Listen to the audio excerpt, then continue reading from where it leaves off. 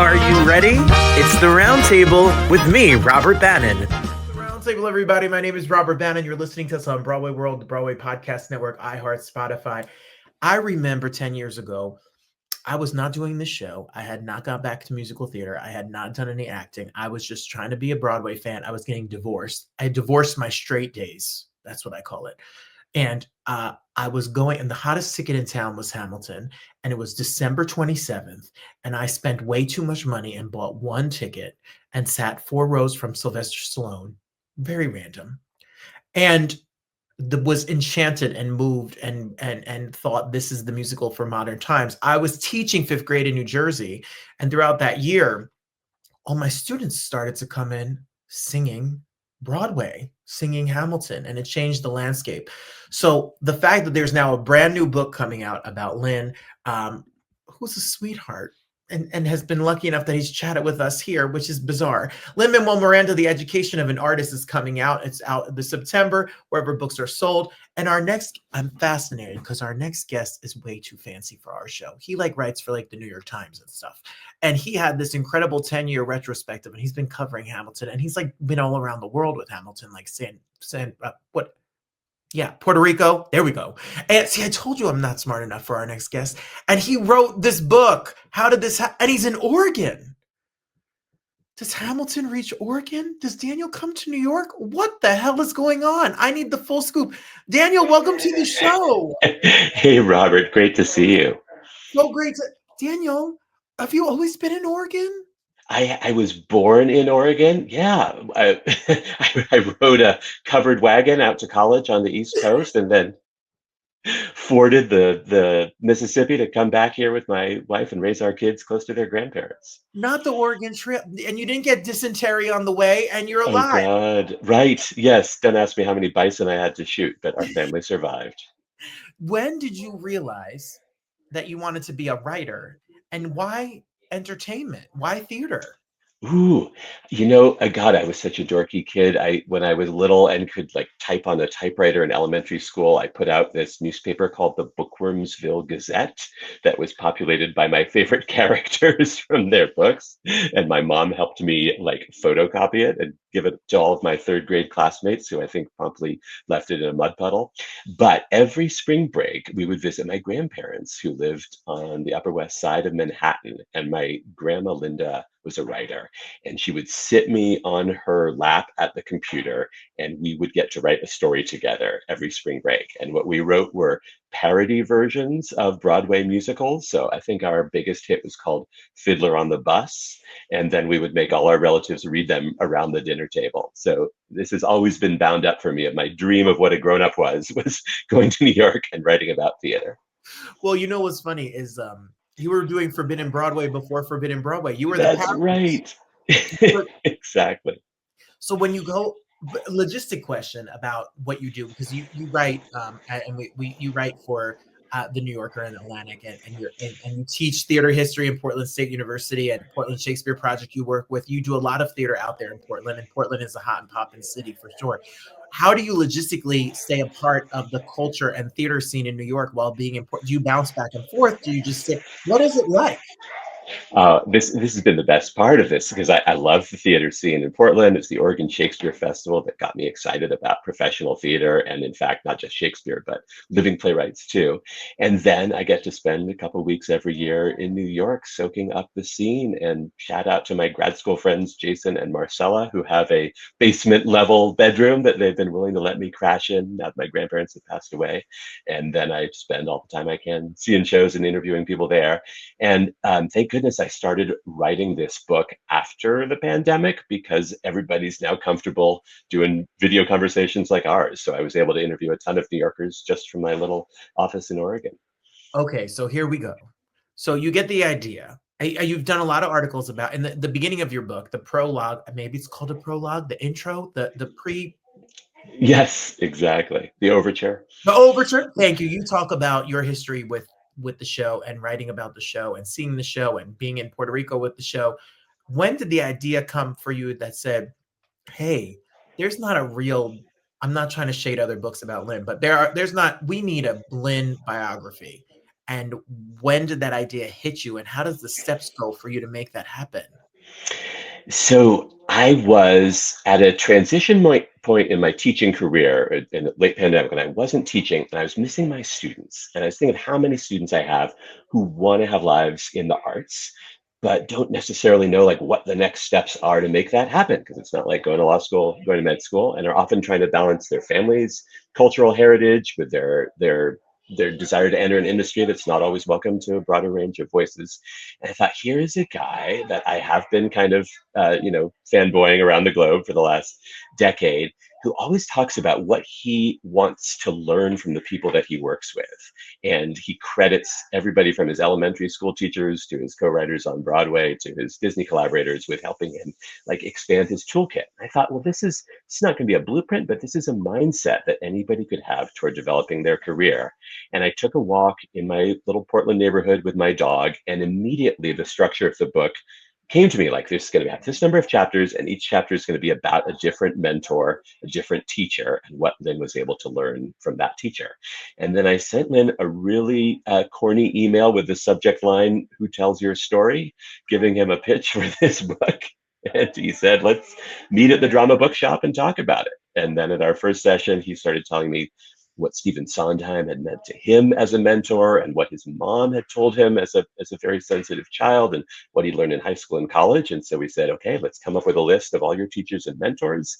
I'm going to talk to you, to talk to your parents. And I spent the next 3 years interviewing 150 people, going to Puerto Rico, going to Lin's high school, digging through his parents' vaults of his elementary school poem projects, and reading first drafts, and figuring out everything I could to try to tell the story of how this kid who always wanted to have a life in the arts learned how to do what he dreamed of. What's amazing about this, everybody, while you're watching it, this is not like a Kitty Kelly unauthorized, salacious, scandalous. This is you speak to Lin. Lin knows about the book. Lin has read the book. Lin's been hand on with the book. You've spoken with people that mean a lot to him. And were you amazed that they said yes? That he said yes? Well, I think he really values his teachers. And Stephen Sondheim had just passed away before we met. And so he told me he was thinking a lot about mentorship and about how to honor the people who had helped him learn to be an artist. And it actually didn't surprise me that the people in his world all wanted to be part of telling his story, because one of the things that I learned that wouldn't be news to any of your listeners is that Lin is an amazing collaborator, and everybody who's worked with him wants to work with him again. And so part of the fun for me in researching his trajectory was to see, like, he's always been a sweet guy. He's always, been somebody people want to be friends with, but he actually had to learn how to be the kind of collaborator that people cherish now. And one of his high school buddies, who was part of a filmmaking project he did in his sophomore year, showed me a letter Lin wrote angrily to this friend when the friend went off to summer camp instead of staying in New York to finish filming Clayton's Friends, their home VHS film. But then a second letter that Lin wrote a little while later, apologizing for the first letter and saying actually it was their friendship that meant the most to him, and they could finish the movie when he got back. So you could sort of see Lin in real time learning how to be, the generous teammate that everybody loves him as today. I love this, everybody. The book, by the way, The Education of an Artist, is coming out. And look at this picture. I love it so much because it's some of the people that inspire him with the quill pen in hand, and the whole. It's good, Daniel. Oh, you got it. A shout out to Simon and Schuster's designers. I love this cover. I told them I wanted a sense of input and of output of like all the people who helped inspire Lin and then what he was able to create. So we settled on 3 relatives and 3 inspirations, and bonus points if anybody can name all 6 people on the cover. We might have, I don't know, we could do a prize. We could do a signed book or something. If you can I spot would all give 6 away a people. signed book if somebody underneath can I've got 1, 2. Oh, that you got a little tricky one there because you go non-Broadway in the one of them. And there you go. Right, I'm not going to give it away. I'm not going to give. If you maybe Daniel will send you a signed book if you can tell us, link below and comment on social media if you're watching this. First right one, you bet. First one. So, what were you surprised to learn about him that maybe you did not know before you started researching this book? Ooh, well, so I think, people who are fans of Lin-Manuel know that he started writing early, and in fact, In the Heights was a show that he started writing his sophomore year in college, and that's all true. What I didn't know was, and this just made me admire him all the more, how many false starts he had along the way, how many other shows he wrote that didn't actually take off, and how skilled he was in learning from those early mistakes to make the next one succeed even better. So his first show that he submitted to his beloved high school theater troupe was called Bathroom Humor, and it was rejected by the seniors who ran the show because it more or less lived up to its title. And the second show he submitted was so forgettable that Lynn couldn't even remember the name of it and had to go back in the archives to find it. It was actually called Green Eggs and Sam and was maybe just a step up from Bathroom Humor. And it took his third show, Nightmare in D Major, about a high school hero being haunted by the ghost of a fetal pig that he had dissected in AP bio class, who then came back to haunt him, and was a sort of amalgam of everything Lynn was afraid of as a high schooler, about dying early, about threatening his loved ones. Like, it took a lot of iterations to get to the masterpiece level. Like Hamilton was, I think, the eighth show that he had written and produced, if you count his high school and college work. So Wow. I thought that was so inspiring. Like, people who can just hit a home run at first at bat, that's awesome, but there's not really a story to tell there. People who always want to make something and are willing to go through the process of trying the false starts, trying the rough drafts, trying to make the movie that even your friends don't want to stick around in town for. Like, that to me is the inspirational story. And that's the kind of like growth mindset of, doesn't matter if the first thing you do is a masterpiece. If you keep doing it, you keep working with people who can help you be better, then that's how you grow to create truly great things. It reminds me of like him directing Tick Tick Boom and being inspired by Jonathan Larson and that whole inspiration of that show about having to keep, you work years on something and it doesn't show up and then you have to get back up and do it again. And That's yeah. exactly right. I think that's what one of the reasons Lynn is so drawn to not only Rent, Larson's, huge hit masterpiece, but Superbia, the show that Larson Mhm. spent his 20s trying to create and could never find producers for. And the amazing thing about In the Heights as a something that started as a college project, right, is that by the time it opened on Broadway 8 years later, there was not a single note or word of that high school project or the college project that still made it into the Broadway show, other than the title In the Heights. And I think 5 words, 5 words and notes, in Washington Heights. And that's an amazing ability to rewrite your work. And this is something that everybody who works with Lynn says, is that, a lot of writers, myself included, get to be very precious about what they put down the first time and think this is set in stone, it's handed down from on high, and that's what's going to be in the final work. And Lynn is actually really willing to throw out even songs that are working, good songs, and jettison them if they're not fully telling the story. And if that was also something he learned how to do. He had a college thesis show. Everybody around him told him it didn't work. It was a time travel romance about an older version of himself coming back to have a relationship with his high school girlfriend, to warn her against staying with him. It was convoluted. He called it Last Tango in Paris meets Back to the Future. And you can imagine that. And all of his college friends are like, this doesn't make sense. How does the time travel work? Why do you want to do this? He's like, no, I have to do it. And it didn't work. And he's quite willing to admit that. But his college girlfriend calls it just all of his best mistakes. And once he got through that process, he was like, okay, I guess I do need to take notes when people give me advice. I guess I do need to figure out the craft to get people on board with my premise. And so over the next few years, he completely rewrote In the Heights to the point that it became the beloved Broadway hit. You know what I love so much about this is that you speak to, what'd you say, 150? Yeah, that's right. Plus or 100 minus 152, plus something or like that. minus 150 people, his family, his Yeah. close friends, him himself, his collaborators, his castmates. Was it easy for you to get people to say, I'm going to sit down and talk to you? Were there people who you had to really convince to do it? What is that process like? Ooh, well, this is my attempt to be an amateur Robert, really, is getting to talk to all the people in the world that I admire and care about. And as you probably have found, like, it was great fun to talk to the Andrew Lloyd Webbers and Stephen Schwartzes and Alan Menkins and get like a musical theater masterclass from them of how they write a show and how Lynn learned how to do it.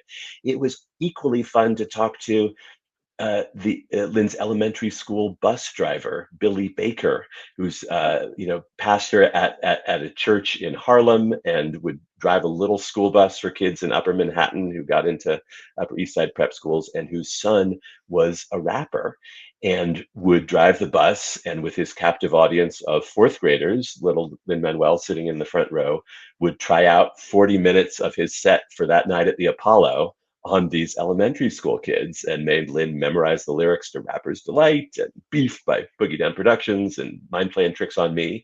And then you can actually see in Lin's report cards, like his fourth grade teacher says he's a little shy in class, but then later in the year he writes a Jack and the Beanstalk rap. And then he's writing a Run DMC 24601 hip hop Jean Valjean mashup and enchanting his classmates. So I love the people who aren't marquee names, but were eager to be parts of Lin's story as well. I see on the back of the book the quotes you have from some of the most famous theater makers, like you mentioned, Alan Menken and Andrew Lloyd Webber and stuff, giving their quotes, talking about the book. The reviews have been out about the book, including stellar reviews and multiple star reviews from very esteemed publications and things like that. What's it like to let something that you've worked on be read and now be subject it belongs to the people now to read it? It's not your baby as much anymore, Daniel. Oh, Robert, you're right. There's definitely a vulnerability of sending it into the world. But I tell you what's been so surprising and moving to me is that I'm a professor, so I'm used to writing arguments, and people might agree or not or evaluate the evidence. And this was my chance to really try to write a story and to see what have I learned from studying all of these Broadway musicals and films and teaching literature for 20 years about how to create characters and put them in a situation and create suspense. And so for me, the most gratifying response was from friends of mine who told me that their 10-year-old had stayed up all night reading the book and that they had to take it away from him so that he could go to sleep. And I thought that's my dream. I really wanted to write a 90s YA novel. And so I'm delighted that people could actually just read it as a satisfying storytelling experience and then draw the life lessons if they can. While we're talking, everyone, The Education of an Artist, Lin-Manuel Miranda, it's available wherever books are sold, so you have to get your copy. So how does it work business-wise? Do you get Lin to sign on first? Did you get the idea first? Did you have a publisher first? Did you have to make a treatment or whatever you all call it? You're right. Oh, you know the song from Merrily We Roll Along, right? Which comes first, the the music or the lyrics? And it turns out it is the contract. But I was fortunate. A friend set me up with his agent. I wrote the proposal. I shared the idea with Lin. He agreed to cooperate, which was great. And then the agent took the idea to the publisher, and I was very fortunate that Simon & Schuster wanted to do it and gave me 2.5 years to research and write it. And the tricky thing, Robert, I'll confess to you, they asked for 100,000 words. I didn't really know how long that was, but I guess it's like 300 pages or so. And I'd never written a book before. So I thought, well, God, if I can get to that, that would be great.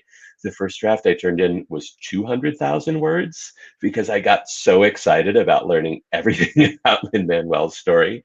And so then we spent another year trimming it down to something that people would actually want to read. And it turns out people don't want to learn about every single show that Hunter College High School put on from 1992 to 1998. So my dad recently took a look at the published version and said, "Thank God for your editor."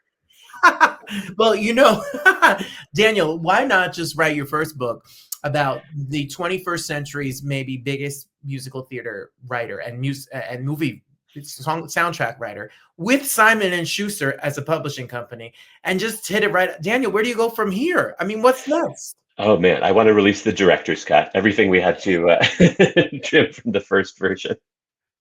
And I'm really excited. I mean, I just loved being in this world. So I'm excited for it to exist in different media. And I was thrilled that Simon & Schuster agreed to get my very first choice narrator, Javier Munoz, who was Lin-Manuel's alternate in Hamilton Heights, to read the audiobook. And he's actually going to rap and sing a little bit, I believe, on the audio version. So it's really exciting to think to learn about what that might be. And then I'm thrilled to bring the book into the world and be in conversation with people who are curious about how creativity works, how to parent a talented kid, how to learn to be a collaborator, how to be a teacher in an environment that can nourish kids' dreams. And I'm excited to see where that leads next.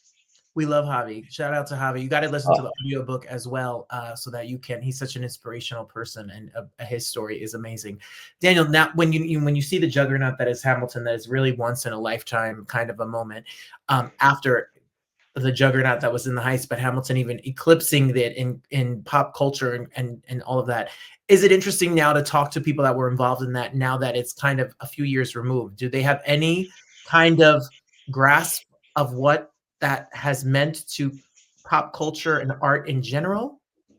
Well, it is incredible, Robert, to just like look back at that original cast and that original company and how everybody in that show has gone on to be a star in their own right, down to, of course, the actor who played the Bullet, Ariana DeBose, winning an Oscar. And you can see Chris Jackson on TV, you can see Leslie Odom Jr. in film projects, Daveed Diggs is on all the platforms. Catherine Cephas-Jones is a star in her own right, and Tommy Kail's making the live action Moana, and Alex Lacamoire's arranging everything. So it's hard to think of a show that has launched that many different careers and has done so really by synthesizing a form of storytelling and a process of casting that gave these brilliant roles to people who were brilliant all along, but hadn't always gotten the chance to showcase their talents. So I think it's just sort of amazing to see everybody taking off from that show. Well, if you have not seen the show, you should go see it this year, especially that Leslie's back in the show this fall. It's Yes. exciting. If you have not heard this, if you want to hear the stories from all the people who have literally lived it, then you need to grab the book. And what I love, Daniel, about researching my physical copy is on the way, and I can't wait. Mm. I haven't, Daniel. It's not that I didn't want to sit down and read the whole book. There's something about holding a book for me and turning the pages and curling up on the couch this weekend that makes me. You can get the copy that you can get on your Kindle or on your phone, but the physical book with the beautiful artwork and cover is something you need to order. I love that, and there are indeed some fun pictures in the book that if you really wanted to see little baby Lin at his first elementary school talent show in the Benetton sweater and aviator sunglasses that his sister picked out for him, there will be some visual treats awaiting you. And his family. Shout out to his parents and his family, because his father had a career before him, and now what they've been able to do with documentaries and film work, and his father being an advocate for all sorts of charitable organizations and social justice organizations. They are really an impressive family. They're amazing. And one of my favorite moments in researching the book, Luis is a huge champion of his son's work. When Lin was growing up, he wanted him to be a lawyer because he knew how hard it was to make a career in the arts. But he found and he shared with me the letter he wrote to Lin-Manuel when Lin graduated from college, was working as a substitute teacher at his old high school, and got an offer of a full-time teaching job and had to decide, do I want full-time employment with health insurance, or should I keep going as an aspiring artist to make my own show? And he wrote to his dad, who had always said, go to law school, get a job, otherwise you won't be able to provide for his family. And Luis wrote him this beautiful letter saying that Luis had taken a risk when he was 19 and left Puerto Rico to come to New York, a city where he hardly spoke English, in order to try a new career, and his parents had supported them. And Luis said he would be betraying his parents' support for him if he didn't support his own son in that way. And he said, whatever you need me to do, I will be there for you in the good and the bad, as long as you keep learning from the people around you. And I thought that was, there's some amazing models of parenting, and Lin's mom, as well as a psychologist, and he says is the one who gave him permission to feel all of the deep and overwhelming feelings he had as a sensitive kid, and would rub his back, sing him lullabies, and also tell him, you want to be a writer, this is all grist for the mill. You need to remember these feelings because that's what you'll use when you become a creator. Lin actually wanted to call the book All Grist for the Mill. So I love that we can honor, I hope, not just Lin, but also all the people around him who helped him become the artist he is. Woo, that's a good mantra for all parents. You're a parent. That's a good, and all the parents, is support your kids. And maybe that means you'll have to pay their rent and give them allowance till they're 40. But Money well spent. Money well spent.